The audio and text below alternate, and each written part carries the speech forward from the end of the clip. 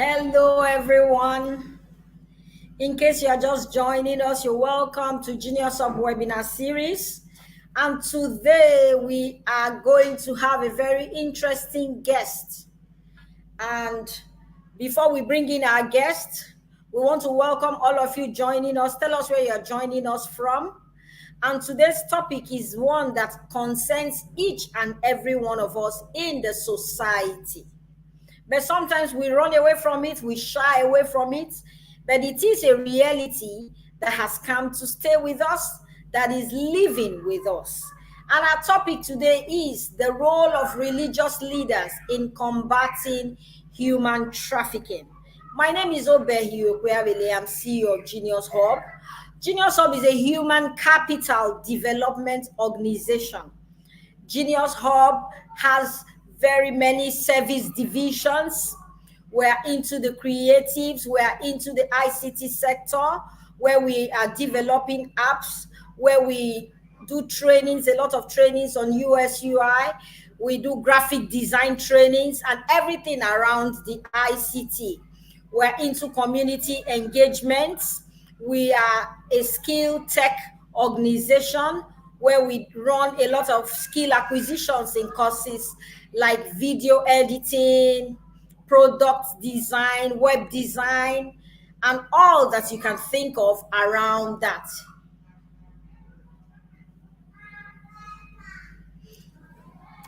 So today, we are going to be having a very interactive session with the ED of JDPC, Benin City, Reverend Father Benedict Oumbenu, and he is going to be talking to us about the role of religious leader in combating human trafficking. This is Genius Hub Webinar. Our host, Isimeme White, is unavoidably absent because right about now, she's receiving an award from the Church of God Mission as one of the awardees for a lifetime award at their Balm of Gilead Center in Benin City. And so we welcome all of you who are just joining us. Very quickly, Reverend Father Benedict, can you turn on your...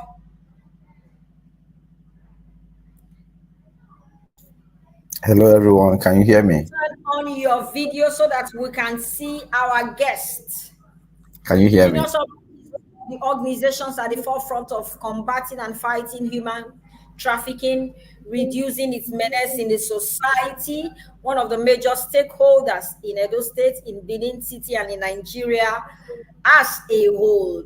And we are bringing one of those who are also at the forefront of fighting human trafficking with us, JDPC. So he's going to be talking to us as a religious leader, as the head of his organization, and also as an individual who has done a lot in the space of combating human trafficking. And so we welcome Reverend Father Benedict Oumbenu. Father, can we see your face very quickly? Not just the face, he gave me a wide smile. So we are just going to be briefly reading the profile of Reverend Father Benedict so that we know who we are talking to today. Reverend Father Benedict is a highly dedicated and compassionate Catholic priest serving in the Catholic Archdiocese of Benin City. One significant role, Father. He was born on the 18th of October into a family in Benin City, into a family of 7 children. Reverend Father Benedict's journey to the priesthood began with his ordination on August 17th. So he's going to be marking his anniversary. Father, how many years now? 11 years. 2013 to 20. 24, we can calculate that. By 11 His grace, years. Most Reverend Augustine Obiora Kubeze at the Holy Cross Cathedral, Mission Road, Benin City. Since then, he has dedicated his life to the service of God and to the community, touching the lives of countless individuals through his ministry. We have a lot here on Father Benedict. Father Benedict is a highly educated individual, having pursued his studies in philosophy at the Seminary of All Saints Uhiele, which is affiliated with the University of Benin. He furthered his theological education at the prestigious Pontific Urban University in Rome, where he earned a bachelor's degree in theology. In addition, his religious and social justice commitment, Father Benedict Oumbelu is a certified trainer in the Start and Improve Your Business SIYB program. And so we are going to be employing him to relate this topic we are doing today to business owners. How does this human trafficking affect our business owners? Because this webinar, we talk to our business owners for all the work that we do. This certification showcases his dedication to empowering individuals with the necessary skills and knowledge to succeed in entrepreneurship. Through his involvement in the ISYB program, he supports aspiring entrepreneurs and helps them develop sustainable businesses, fostering economic growth and self-sufficiency in the community. Father Benedict's unwavering commitment to justice and development is evident in all aspects of his life and ministry. He actively advocates for the rights of the oppressed and marginalized, lending his voice to those who are often unheard. His passionate nature and genuine concern for the well-being of others makes him a beacon of hope and a source of inspiration to others. He also enjoys playing golf, finding relaxation and joy in the sports. Prayer is an integral part of his life, providing him with spiritual nourishment and guidance. Moreover, he cherishes opportunity to engage with people, just like this platform that we are having now, fostering meaningful connections and building relationships based on mutual respect and understanding. In conclusion, Reverend Father Benedict Oumbelu is a remarkable Catholic priest who tirelessly serves the Catholic Archdiocese of Benin City. His commitment to justice, development, and the well-being of others is truly inspiring. Through his role at the Justice Development and Peace Center and his involvement in various initiatives, he actively works towards creating a more just and inclusive society. Father Benedict's academic achievements, coupled with his compassionate nature, enables him to provide profound spiritual guidance and support to those in need. His dedication to his ministry, combined with his hobbies and interests, showcases a well-rounded individual who seeks to make a positive impact on the lives of others. And so we welcome our guest, Reverend Father Benedict Oumbelu.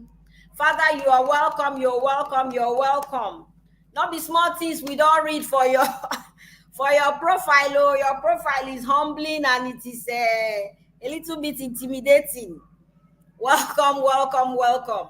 And so, guests, as we set the ball rolling again, today's topic is the role of religious leaders in combating human trafficking. Father Benedict, as an individual, as the head of an organization, you're very conversant with this topic about human trafficking. Can we start from the very, very, very, very basics? Human trafficking. What is it about human trafficking? Why the noise? Why the talk about human trafficking? Thank you very much. Can you hear me very well? Hello, viewers. Please, if you can hear me, I would like to hear a comment that you can hear me. Can you hear me? We can hear you loud. Can you just increase? Can you hear me now? Can you hear me now? Hello. Not better now. We can hear you. Go on, Father. Okay, thank you very much. So, human trafficking is a global scourge. It's a scourge that has affected lives and millions of lives, and it has subjected many to exploitations of different kinds. Human trafficking is a scourge that has eaten deep into the fiber of society and continues to eat deep into our society. It has brought about abuse, dehumanization, and people have gone through a lot just in the guise of being trafficked. And this is not caused by spirits, it's done by fellow human beings. And as a grave violation of human rights and human dignity. The issue of human trafficking is something that is, I can call it a multifaceted issue, and there are different approach to it. People can be trafficked differently and in different ways. And in this act of being trafficked, some may be aware, some may not be aware, some giving to it willingly, and some are deceived into it. Some also are coerced into it. Then religious leaders, some are instruments of human trafficking too. And so the issue of human trafficking in our society has eaten deep into us, and man generally are agents of change. And the only way to stop human trafficking is first for everyone to be available to become agents of change to put a stop to this menace. Thank you. Thank you, Father. You have said to us that it is a scourge. It is against the human right, and it has eaten deep into the fabric of society. We want to know whether it is only in this our society here that we are, or human trafficking is actually a global phenomenon. Human trafficking is a global phenomenon. It's not just in Edo or Nigeria or in Africa. It's is as old as humanity itself. You know, this morning I was watching a movie and I saw how a man collapsed on the way, thinking somebody will come to revive him. He was trafficked, sold into slavery. And so it's as old as humanity, yes. And every one of us, one way or the other, personally, I've had an experience with regards to human trafficking, and it's a global phenomenon. Till today, it's still being practiced. And I believe that so much can still be done in our world to make sure that the scourge is handled and taken care of. Because everyone who says it is a particular issue has made a mistake. It's not just a particular issue. It's not particular to Africa. It's not particular to Africa. It is a general issue that the whole world needs to work with and work on. World leaders have always talked about human trafficking. Religious leaders have always talked about human trafficking. Even the Pope 2 years ago had a meeting sometime in Egypt. And one of the issues that came up in that meeting was on human trafficking. So you can see it's a global phenomenon. And everyone keeps talking about it because solutions needs to be profiled, and not just profiled in academic gatherings, but actions need to be taken so that when you give academic solution, you match your academic solution with on-ground solution and take off from there. Because this is what we see is that people gather, give tons and tons of paper presentations and talk about how to combat human trafficking. And in most cases, what they say does not match the actions that follows. So I think we can begin with actions, not just talking about paper presentations, but then actions that needs to be done. Thank you very much, Obey. Okay, thank you, Father. Thank you, because I belong to that school of thoughts that will not just have, we have very beautiful presentations and dissertations that people have done, and they are hidden away in archives in schools. And some of them are not very practicable, but some of them are. So, Father, now let's talk about some of those practical tips that we need to take, some of those actions, like you said, so that we will not just be doing what we have just said, oh, is one of the way and things that people are doing. We are not just academic people. You and I are people who are on the field. In fact, combating human trafficking is what I would say is our daily lives. Look at that example you gave just now from the movie, that somebody who was attacked, thinking he will find help, and the person eventually was trafficked. That's how rampant it is. Now, our topic today, let's speak to our topic, the role of religious leaders in this fight of human trafficking. As a religious leader, Religious leaders play a very vital role in communities, and they are seen as moral authorities and influencers. So, with their position as religious leaders, many believe whatever they say. One, many follow their steps. Two, and many look up to them for guidance. Yes. So, as religious leaders, they possess a unique platform to raise awareness and advocate for change against human trafficking, and also advocate for rehabilitation and reintegration of those who have been trafficked. Religious leaders also play a wonderful role in making sure that people, particularly those under their pastoral care, are duly and well informed of the scourge of human trafficking and irregular migration. Religious leaders play this role to make sure that their members know the dangers.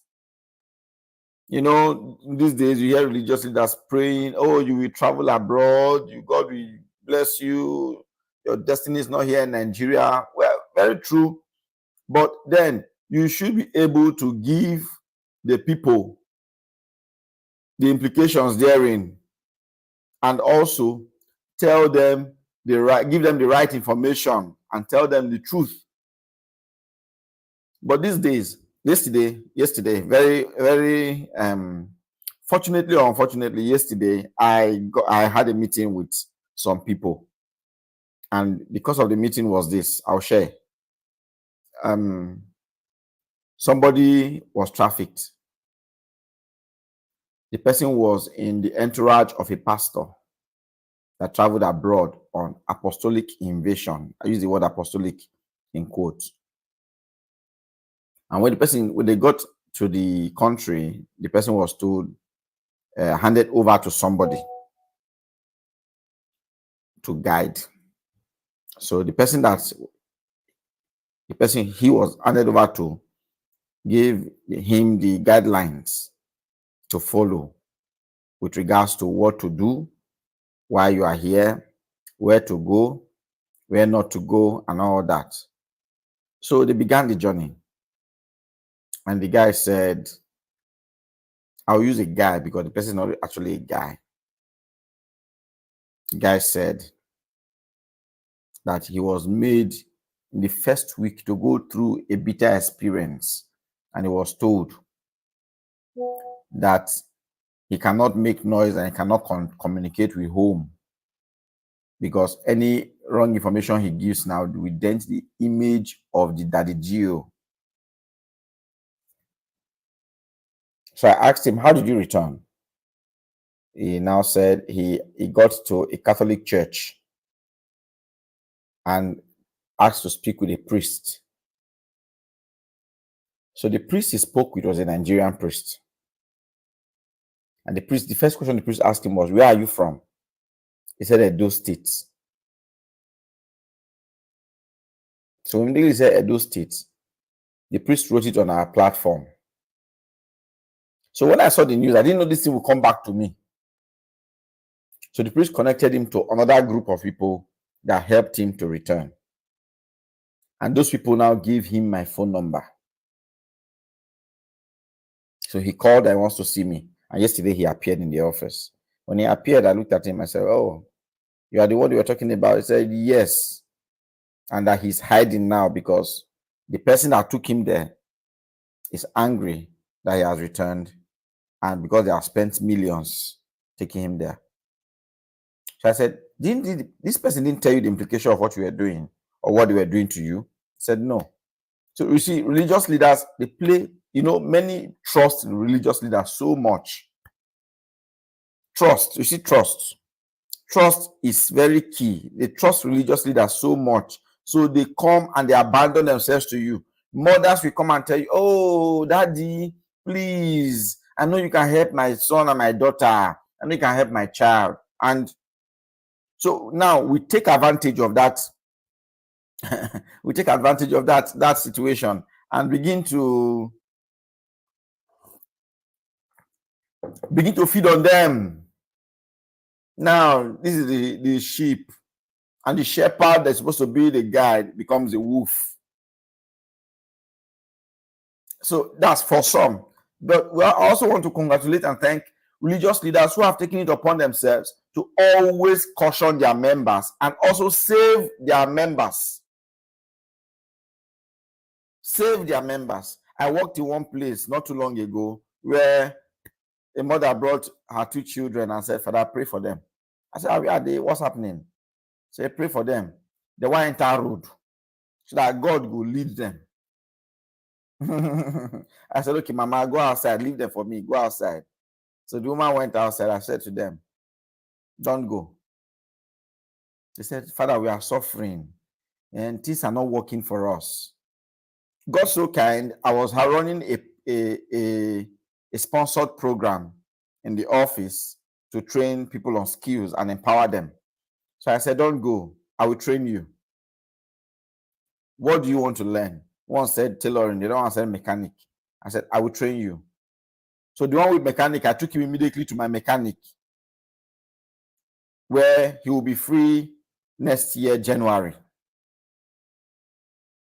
This thing happened about 3 years ago. The young man will be freed next year, January. The one with tailoring, I handed him over to our tailoring consultant to take over this person, help. And you see, their mother was angry. "I want my children to go abroad. What are you doing to me? I want them to go abroad. Maybe their mates are abroad." You see, I would have taken advantage of that situation and tell their mother, "Sow seed." Men of God, some religious leaders will tell, "Sow seed." If you sow seed, the magnitude the magnitude of seed you sow is how God will bless you. I'm so ashamed of this situation. It's how God will bless you. The magnitude of seed you sow is how God will bless you. And you see, many will rush in, they'll go sow seed and want to send their children abroad. It's not a bad idea to travel abroad. Please don't get me wrong. But if you must travel abroad, please travel with the right skill and the right process. The informations to travel, they are there online. Go online. You want to go to Germany, go online, check out in their website, check out the information for which you want to travel. And they will give you don't know their website, go to Migrant Resource Center or go online and type Migrant Resource Center, and they will give you all the information you need instead of us jumping into becoming victims of human trafficking. Religious leaders, please, you also need to be informed of the right information to give to your members. It's not everything you spiritualize. No. It's not everything we spiritualize. Don't spiritualize everything, because morality plays a huge role, a big role in this. And so as religious leaders, we play a significant role in addressing the root cause of human trafficking and in supporting the rehabilitation and integration of members, of children, of people. One of the primary roles of spiritual leaders or religious leaders, one of the things they can contribute to fight against human trafficking is by using their pulpit for the right information. You see, where you declare, I declare, death will not come to you. I declare you will prosper. I declare you will go far. I declare you will rise above your enemies. Everybody will shout amen. Please use that same pulpit to declare that human trafficking is dangerous. Use that same pulpit to declare that human trafficking can end a whole family. Yes. Yesterday night or this early morning, 12:01, I was seeing a video on Facebook of a young boy on the sea who came online. I was shouting, hey, we don't die, you. Our boat don't capsize. I was asking myself, I saw people's comments on that page. Somebody said, who sent you message? Others said, you're on your own. And I was asking myself, how did we get to this point?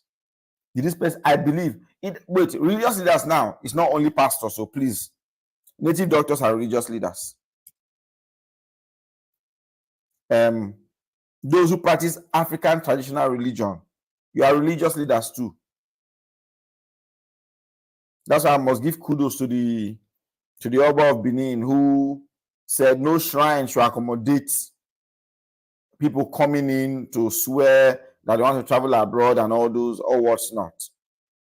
We must learn to become a voice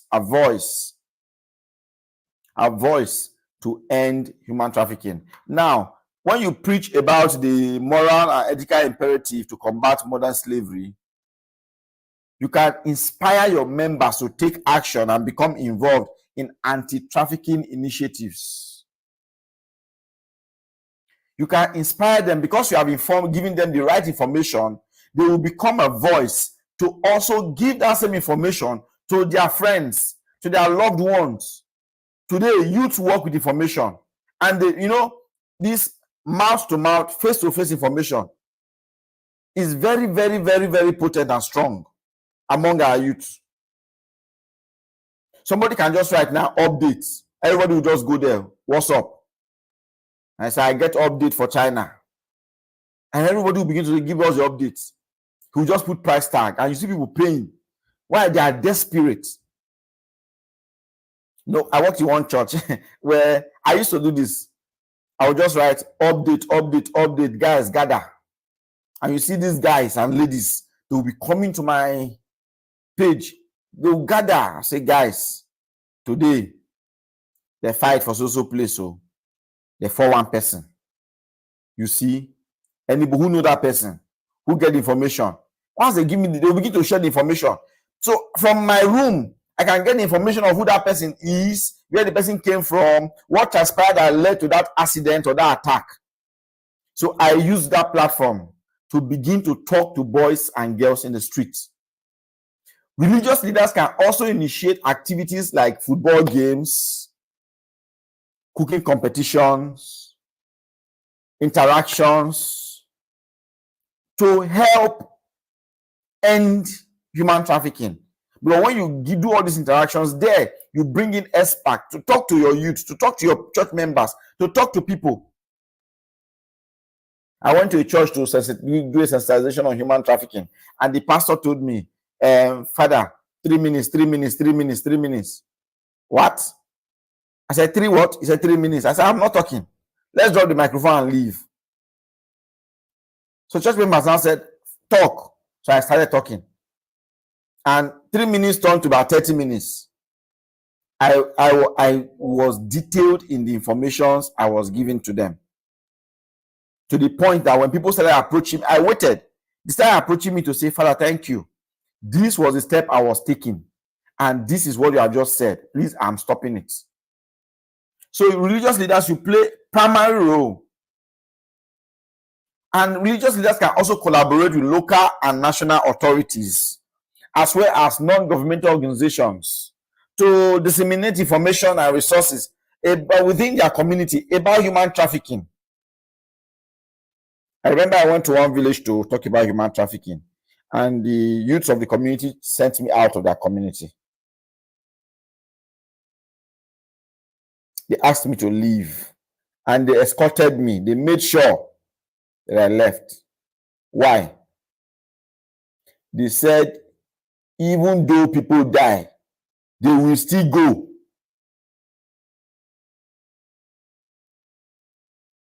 So I took another opportunity and prepared other tactics, and I entered again. The next time I entered with people from that village. Yes, and we were able to coerce many. I use the word coercion because information they have, but they were still bent on going. So we had to find another method to make sure they didn't go. Today, the that community opened a skill acquisition center where many of the youth of that community were trained. We supplied the manpower for the training. We were trained, and many of them are doing so well in that community. You know, information is key. Information is key. Religious leaders also need to be informed. You see many have Android phone. They have their phones. But what you do with your phone, I don't know.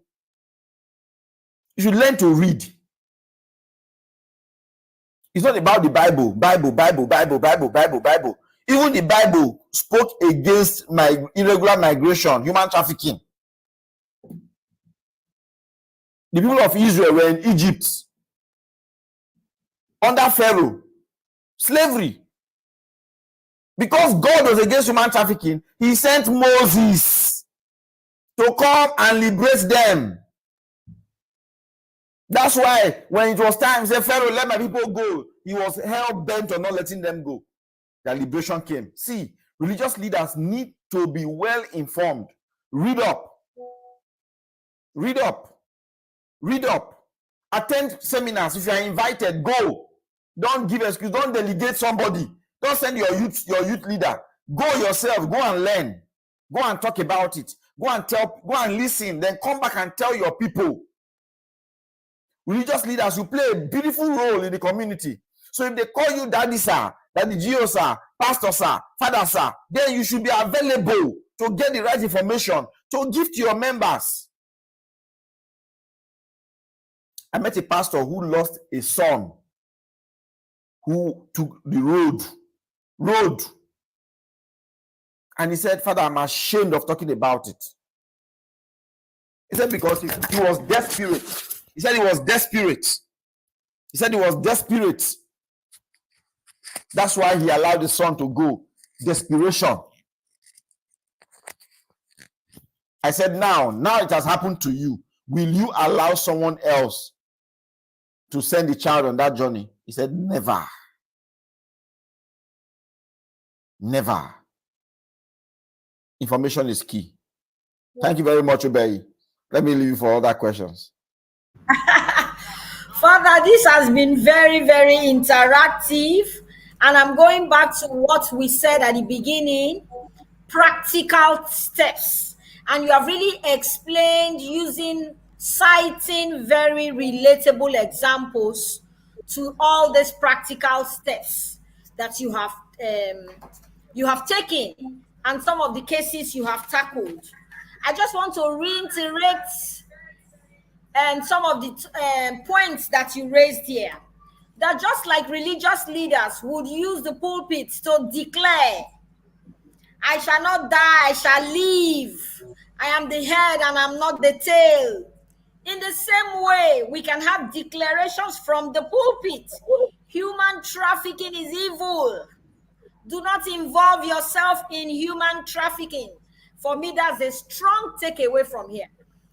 if we begin such declarations and people move from the pulpit and it moves into homes, that's one major way of combating human trafficking. Thank you so much, Father, for that. Then you talked about religious leaders, that they need the right information. Some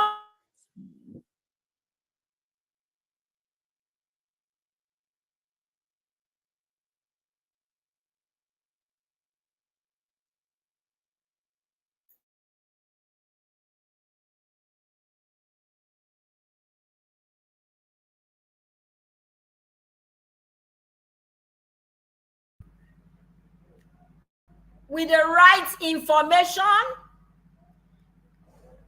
talk to your people, because we have learned that our people trust religious leaders.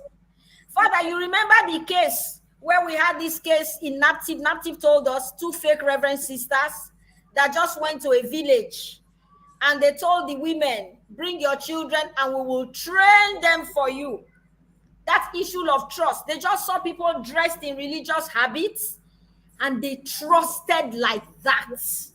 So our people are very low. As much as we are talking about this, our people are very low on information. And so the role of religious leaders is very key. Whilst we are talking about that, Father, I want us to link what you have said, because you have also told us, you went on to talk about collaboration. The church can collaborate, they can organize programs, football matches, anything to disseminate information. They can collaborate with non-governmental organizations, they can collaborate. So that's another major takeaway from here. Now, how does human trafficking, this human trafficking now, affect MSMEs? Because this our webinar is also a place where we talk about, and we talk to our MSMEs, we talk about our young business people, we talk to entrepreneurs. You know why I'm asking this question, Father? Once we had some returnees that returned and we had fixed them up in different trades that they were doing, I took some to the welder's shop where we were doing welding that then. And the guy I took there, he looked at their teacher. He look. He said, Oga, you don't know me. Oga, you don't know me. Now maybe that guy went get that big welding shop for New Benin side. I sell everything I enter road. I sell everything I enter road. I remember another one. We told them to come and do a refresher course in tailoring. And she said, "What you now want to me na madam before. I get guests when they sew under me. I sell everything I enter road." You see what we are talking about? We are talking about development of the MSME sector. And we have this other very young, bright minds, some of them who have established, like these two cases I just shared with you, that they chose to sell off everything by themselves, gave the money to traffickers. They gave the money to somebody who trafficked them. At that time, they didn't know it was trafficking. Like we said, they thought it was help. But immediately they cross, they know what happens to them. So let us link all this we have talked about to our MSMEs and to our young people. You know, our young people today, one thing I will see is I will use the word desperation. Desperation. Many don't want to learn, and it's affecting small and medium scale businesses. Many don't want to learn. For those who are willing to learn, they are in a hurry to make it big. They are in a hurry to make it fast, and it is affecting the growth of business. Let me tell you this. As an expert in SIYB training, I have encountered youths who asked me two questions, mainly two questions that always come up. One of them is, Father, what do I do to grow my business? And the first thing I tell them is, learn. Learn from those who have gone through this same field. Learn, know their mistakes, and try not to repeat their mistakes. The second one is technology. Technology these days is becoming key to help businesses grow. Go and learn the technological part of this. Take, for instance, mechanical engineering these days. It has gone past the spanner and screwdriver parts. Why those ones are still relevant? They are beginning to employ what they call the computerized system that will help them with diagnosis of what's wrong with the vehicle. Medicine has gone past the age of in a hurry or immediately let's go for operation. These days they don't even do the tier. Some medical experts don't tier to operate anymore.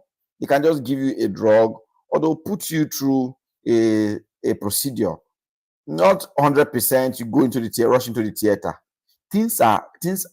Time is evolving. And so if you want to end human trafficking, at least to barest minimum, we must encourage small and medium scale businesses. Now, how do we encourage this? Young men and women should have the zeal to grow their business. Two ways. One, learn a business, learn a skill. This morning, I was talking to a young girl about using social media to advertise her business. And she said, everybody is doing it. And I said, do yours differently. Do yours differently. One Oga of a mechanic workshop told me, he said, Father, in the next 10 years, we will not be able to have young boys in the mechanic workshop anymore. Because people are not ready to learn. They want to make quick money. So you see, as religious leaders, we must encourage the growth of young, small businesses. We must encourage young boys and girls to learn skills. Or not just encouraging them to learn skills, but also empowering them and also patronizing them. I cannot remember buying already made sandals in the last 6 years of my life or 7 years of my life, because I was privileged to pay agreement for people who went in to start learning how to make sandals. Some I didn't pay for them. I encouraged them to go and learn a skill, and they chose to go and learn that. And today, they are doing wonderfully well. Almost every 4 months, I get a pair of sandals or shoe. They'll make it and bring. Why? You encourage them. And I don't just take and wear. As I wear, I advertise it. People ask me, where did you get this from? I said, this is the phone number of the person. Call the person can do it for you. And I know how many businesses I have encouraged with that. Pastors, we must learn to encourage small businesses. And because of this cry and zeal to travel abroad, many just fail to remember that the skill you have is what will sell you abroad. Your skill is what they will look out for, not your face, not your height. Your skill. Who they look at your face again for this world? It is what you have to bring to the table. It's what you have to bring to the table. That's what many will look out for. I met a young boy in the US some time ago, and the young guy had a challenge. The challenge was he has a skill, but doesn't know how to sell his skill so that people will patronize him. So when he approached me and said, Father, this is my problem. He's a Nigerian. I said, it's not a problem at all. Do you go to church? He said, yes. I said, does the church do tea after mass? He said, yes. I said, go and meet your priest and tell your priest that you want to advertise your product in church, not inside the mass, at the tea hall. Just put it there. He said, are you sure? Because these people seem to be so proud. I said, your head is already helping you to deceive you, that they will not advertise, they will not patronize you. So this is what we did. I went to that church to join for mass, and I told him, bring your product. So I approached the priest to say, Father, we have this Nigerian guy who lives in your community here, and he has this product that he does so well that he wants people here to know about. Oh, the priest said, wow, that's good. Bring it. So we advertised it in the tea hall. And when we got to the tea hall, I took microphone and I said, we have a young boy here who makes hand fan. He makes sandals. He makes shoes. And some of you pay a lot to get these things come from Nigeria for you. And some of you sell these things here in the US. He can produce for you and you sell. He can produce for you and even put your label, your own label. He will not put his label. He just wants to produce and make sure his products are out there. And when I was done talking, some of them approached him to say, oh, how much is this? Where is this? Where do you produce from? He said it's his factory. He produced from his factory. But the main thing is that the products are available. So okay, I want to book for 4. I want to book for 2. How much? And he sold up what we brought to church. We sold up. Then he got contacts.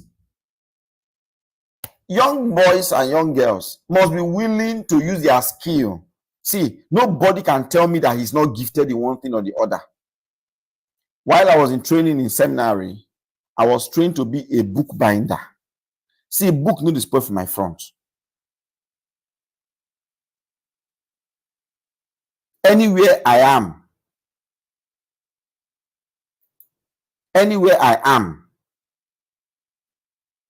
I can easily just let me see that the book is going bad. I just need glue to work on it.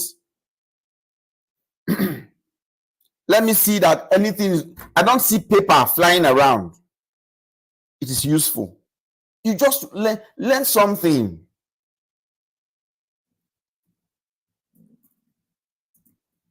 Learn something. Everyone learn something. We have gone past the era of people pushing you away.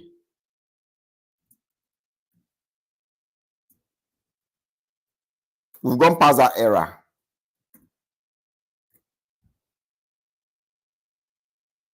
We've gone past that era. The era we are now is the era where everybody is willing and ready to learn something great. So let us all dispose ourselves. Okay, I'll leave this point before I let Obey come in. As MSMEs, we must all remember that everything about you is special. You see, this issue of migration is beautiful. In fact, the world wants to see you. The world wants to hear you. I can comfortably say this, that any country you enter, anybody you see that says he's a citizen today was a migrant yesterday. But what kept that person in that country is the skill and knowledge that he has.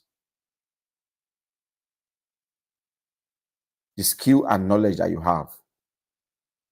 What can keep you in a country is the skill and the knowledge that you have.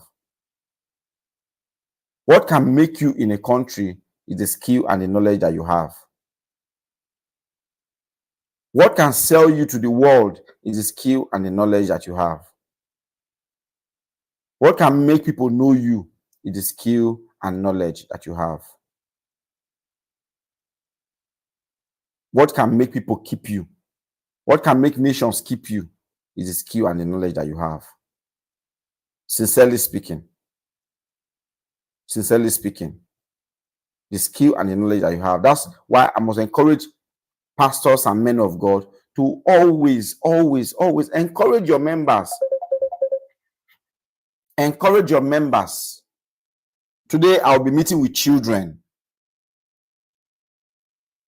And my meeting with children at 4 p.m. is to talk about, to show them first about human trafficking, regular migration, SGBV, then to ask them to learn their skills, to learn skills. Holidays here, parents should skill up their children to be able to be useful. And somebody is asking me, what skills do the children learn? Catering. The simplest of catering, how to boil water.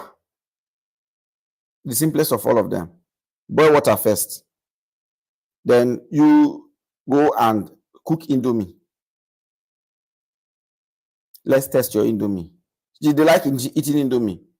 Fry egg. It's simple.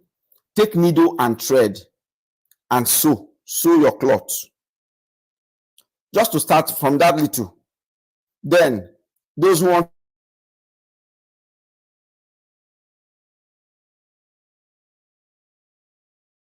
to learn computing, coding, the teacher will come in tomorrow. And just start something. Many people just give up on youths and young people. Me, I don't give up on anybody anymore. If anybody has given up on you, please, I have not given up on you. Don't give up on yourself. Your business can grow if only you are willing and ready to learn from those who have made mistakes and then learn from their mistakes to better yourself. Thank you very much. Obey, can we?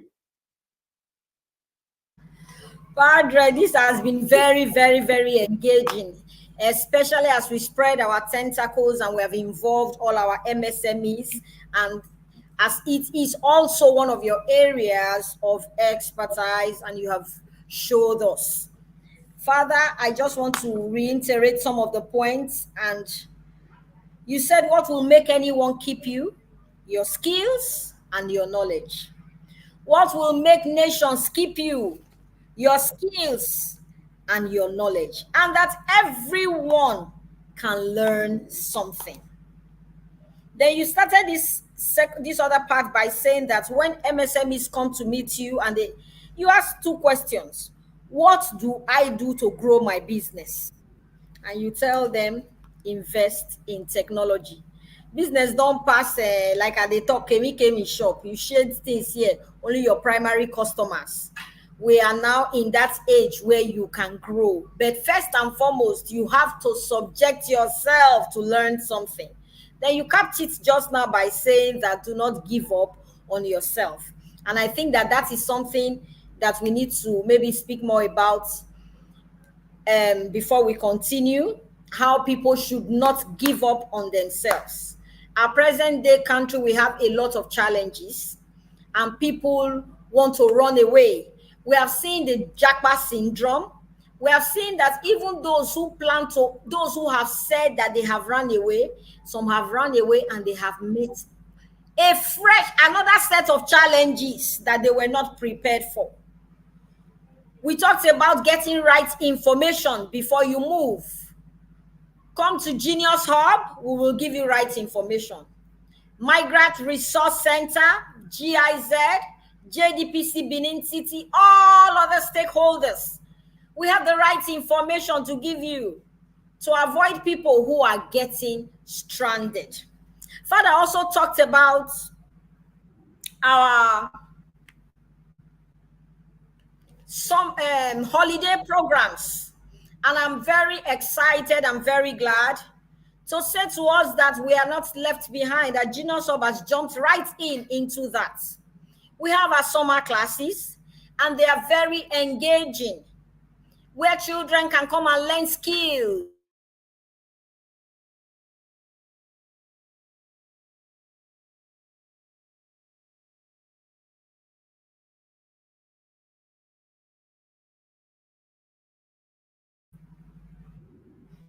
They should learn how to boil water.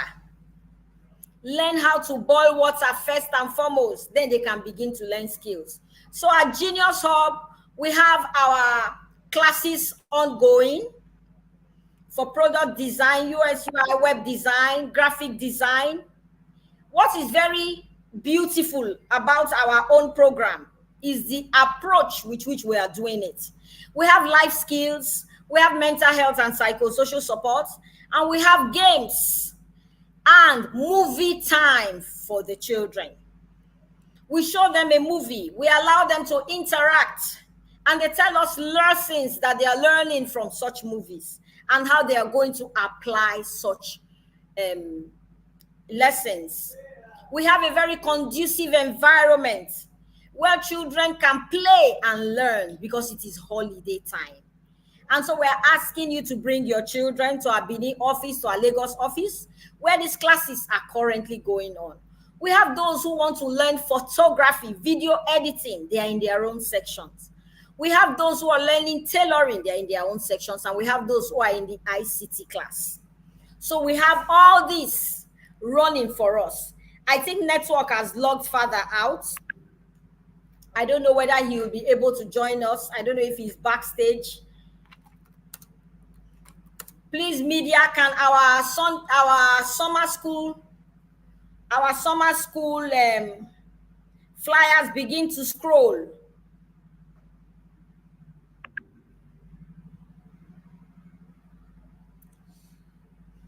Summer school begin to scroll.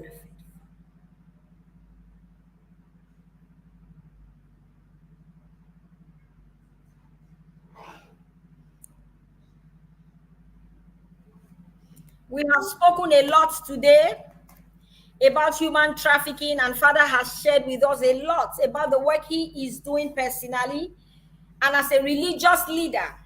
He has also encouraged those who are using the pulpit for right information, not just for right information, also for reintegration and reintegrating those who have been in that sector.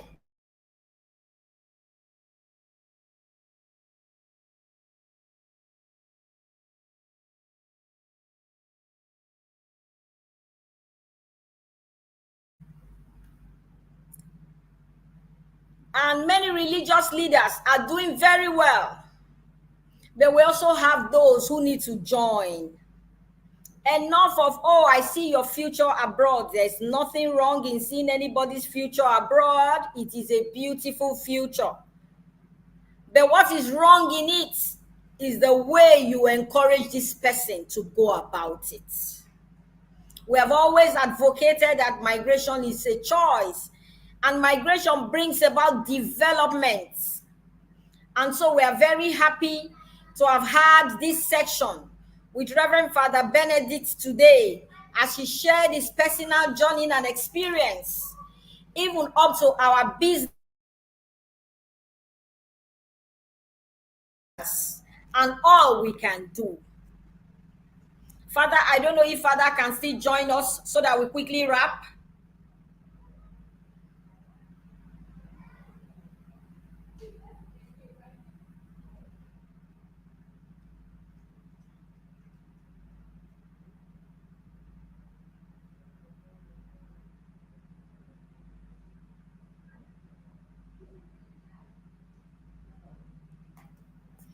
So whilst we are trying to round up, at Genius Hub, we do not only carry out awareness about the dangers of irregular migration and human trafficking, we are on ground offering economic opportunities that are available to us and around us.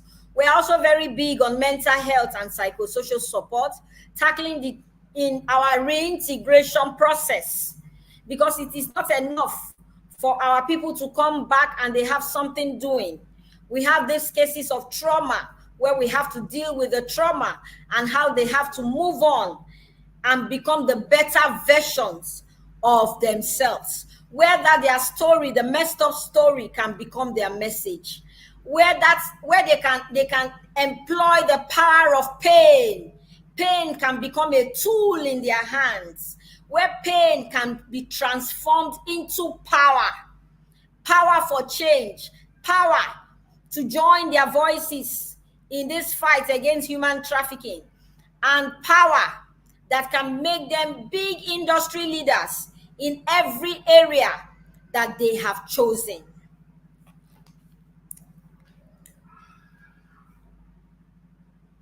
And so if you want to join our classes. Stay with us at Genius Hub.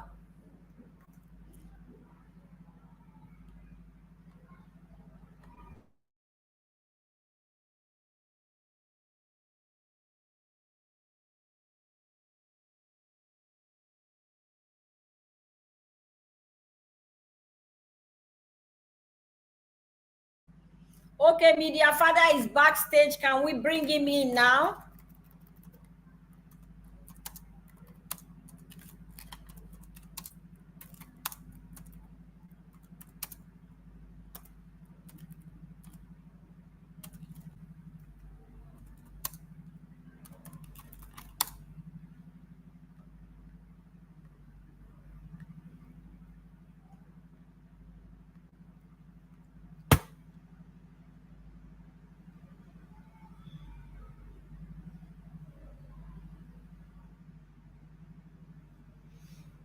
So if you are just joining us, we're rounding up. We're rounding up our today's section.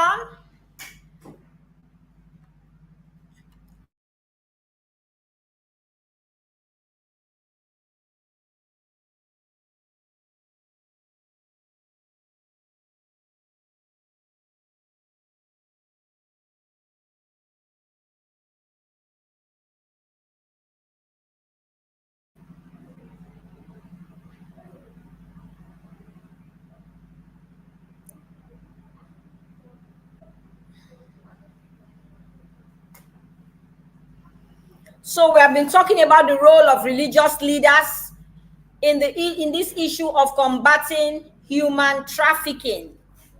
And we have had our guest, Reverend Father Benedict Oumbenu, who has been with us, talking to us, enlightening us, giving us very practical steps he himself has used, not just practical steps, but telling us where we should go concerning our MSMEs and everything that we have been doing. He talks about the Migrants Resource Center, where we can get right information. You can also get right information from Genius Hub and from JDPC Benin City. You can also get right information online, as Father has said. Father went on.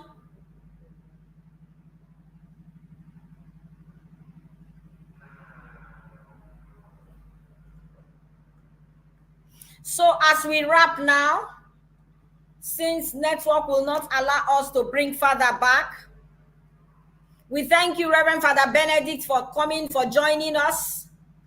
We thank all who are behind our social media platforms and everything that we are doing. We thank all those who are behind the scenes.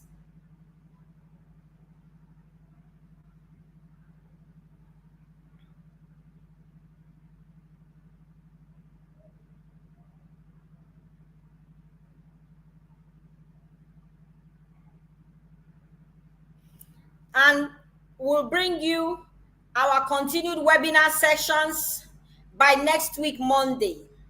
Father Benedict, we are grateful for this time that you have shared with us. Not just your time, you have shared with us the very depths of everything that you're doing. As you turn 11 years in the priesthood on the 17th next week, we wish you all the best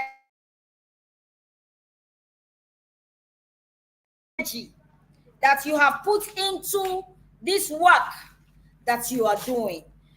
It's just unfortunate that network has locked us out.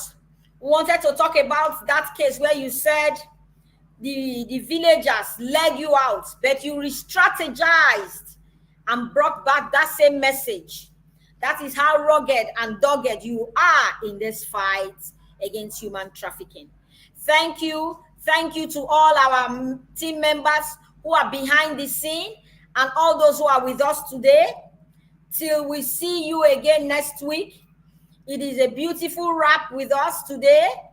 And we are encouraging all our religious leaders to use the pulpit as a tool, not just to better ourselves, even as we make declarations, but to combat irregular migration and human trafficking. And so from me, it is bye. Thank you, thank you, thank you, Father, and thank you, all of us.